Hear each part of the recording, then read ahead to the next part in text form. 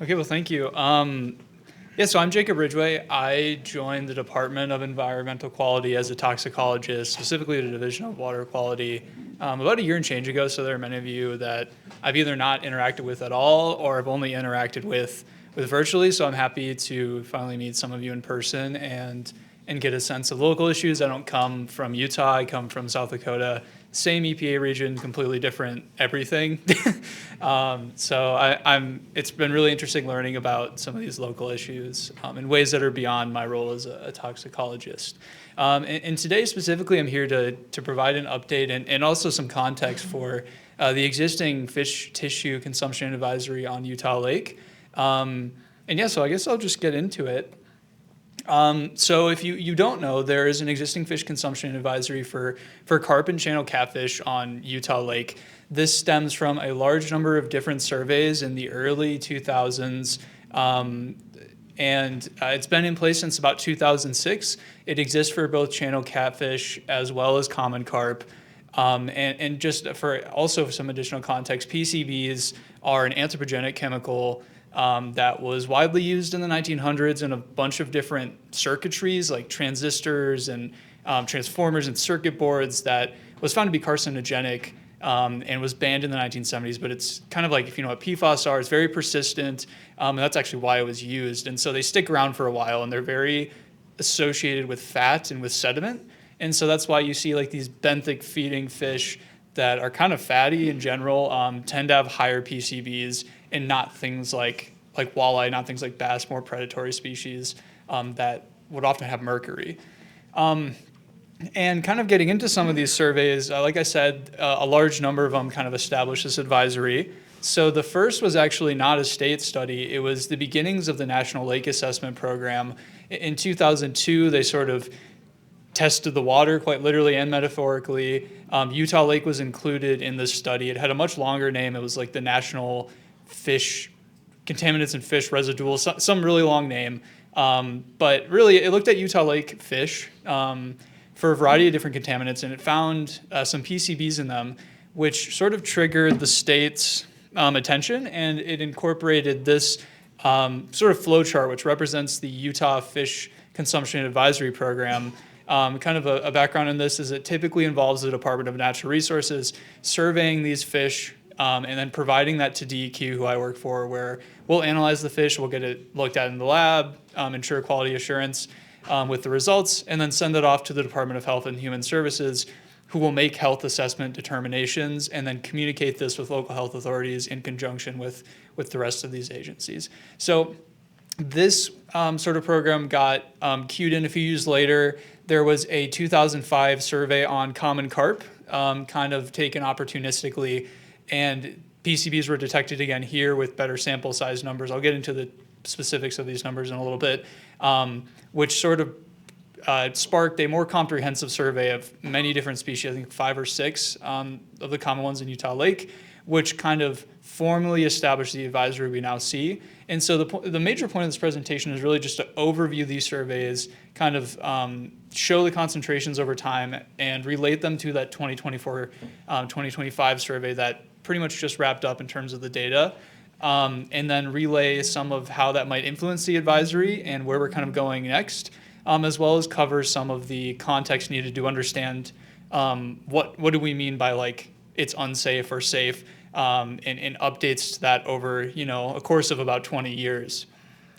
So with that first point, for those who care, this is the mathematical representation of what I mean by sort of a safe amount of PCBs in fish. For those who don't want to do math, though, basically the way that the safety of fish within a consumption advisory program, so like if you've ever heard of a mercury advisory, is we take these toxicology values from EPA, ATSDR, these health agencies in the federal government usually, and we find a toxicity value that's associated with if you were to have these fish at normal consumption rates for your entire lifetime, you would expect to have some health outcome at a higher rate or things along those lines. So it's not, no consumption advisory, including this one, is you have a carp at Utah Lake and you die, or you get cancer. The one for PCBs is based off carcinogenic effects. It used to be 20 parts per billion. This was in accordance to the toxicology values at the time, and now it's shifted to about 18 parts per billion. So a very minor change, mostly reflective of some new studies, but it's something worth noting. And when you see these numbers, just kind of keep that number in mind. I'll kind of show yes, no if it's above the screening value, but you're going to see a lot of numbers, and that's kind of the flag for if it's above this, there will probably be a consumption advisory. If there's below this, that's where we wouldn't have a consumption advisory. So onto that first EPA survey. This is a table showing the species, basically a flag of if it's above the screening value, as well as the concentration of PCBs seen in those fish, as well as the sample size. What you'll note here is the two species tested, black bullhead, white bass, neither are on the existing advisory. Both were detected above the screening value by a pretty significant amount, especially for black bullhead. However, the sample size was pretty low. It was consistent of one single composite of 5, so basically 5 fish. This is much lower than what the state would use to issue any advisory for a lake especially. And so that's why in particular wasn't an advisory at the time, because the data weren't really that good. And so kind of testing the waters at the state level, we added common carp to the mix. I think this was done kind of opportunistically. A lot of these are from older surveys that, the files are wherever, so it's hard for me to provide the complete context. But basically, we looked at 15 or so common carp and confirmed this elevation above the screening value. Common carp are found to be about 47.8 PCBs parts per billion. In the common carp fillet, that's another note. A lot of this is revolving around the fillet, not necessarily the organs. And so this is what really got the state's full attention, and we looked at a much larger number of fish. So this is, again, a very similar table, but you'll see kind of represented how these concentrations changed across surveys. So when we actually included a larger number of fish, black bullhead, white bass, the concentrations were much lower. I can only speculate as to why. I doubt it's necessarily due to an actual reduction. It's probably the first ones were either happenstance, the methods were the same, the survey results, or the survey was roughly the same. But basically, we just got confirmation for these two species. They weren't actually below or above the screening value. And so that sort of yes with the caveat, it being above the screening value, turned to a no.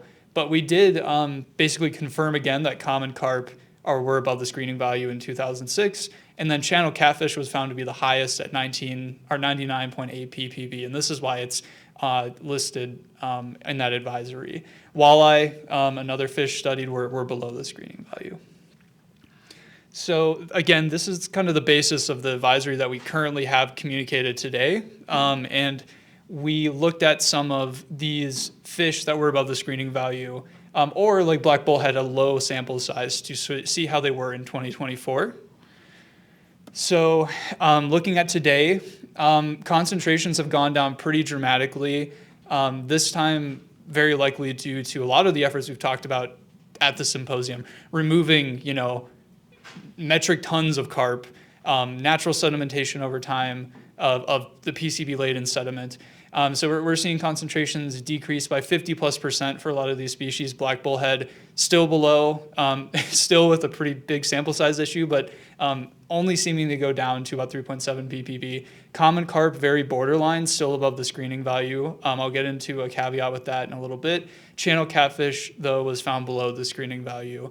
And so there's a lot of data that we've kind of gone over. I want to distill that into a few concrete points and take that to the directions we're going as the state. So the key takeaways, at least from my opinion, really is just the overall significant reduction of PCB concentrations in these fish.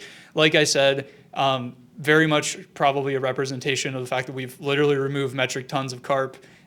We've done tons of remediation actions, and also just PCB, because we've removed the source of the contamination a while back, probably the sediment that was polluted getting buried by other sediment. This is what that looks like graphically. So I mentioned some rough numbers earlier, but about a 50% reduction in black bullhead, channel catfish about a 87% reduction, and then common carp about a 72% reduction over time. And the second conclusion is that the above reduction resulted in channel catfish, which is on the existing advisory, have PCB levels that land below the existing health screening value that we have today as well as in the past. And the third point is that However, PCB concentrations in common carp were not really confidently below the screening value. And part of the reason I say confidently is a lot of this is due to variability. So a lot of the averages were actually pretty low, but then we have really high, we had like a singular high PCB fish and also a really low fish, as well as a bunch of complicated issues I don't want to talk about with the lab that basically just added a lot of variability and uncertainty to this data analysis. And so kind of following that up, because we do think that there's a chance that the values are below, and we have these sort of like QA/QC issues in the sense of variability, we're following it up basically as we speak through some funding through the Utah Lake Authority to look at 15 more common carp as well as 15 more channel catfish to kind of get confirmation of these numbers. And this leads us in sort of a state right now where as is, we're kind of leaning towards removing the existing advisory on Utah Lake for channel catfish, again, pending that additional analysis. So this is all for now, but this is the direction DHHS is kind of thinking of going. And then in terms of the sort of negative change, but also it's still positive, is we are leaning, if the data stay the same, to maintain the existing advisory for common carp, again, for now. The other note I will make here is that regardless of what happens, a lot of these advisories are associated with meal consumption limits. So like I talked about regular consumption amounts over a lifetime causing a health effect. When you have a consumption advisory, we don't just say avoid these fish, we say limit it to X amount depending on what population group, if you're a pregnant woman, or if you are a woman of childbearing age, or if you're just a regular adult, or if you're a child. The meal consumption limits differ for all these contaminants. And so even in the worst case, given the concentrations we're seeing, there will be adjustments if an advisory does stay to the maximum sort of recommended meal consumptions for common carp, or if channel catfish for some reason comes back higher than it did in this last survey for that species as well. And with that, I think I'll wrap it up. I think the format is not questions now, but if you have any questions about this or other fish tissue related stuff by the state as it relates to contaminants, feel free to reach out to me. And I guess we'll save questions for later.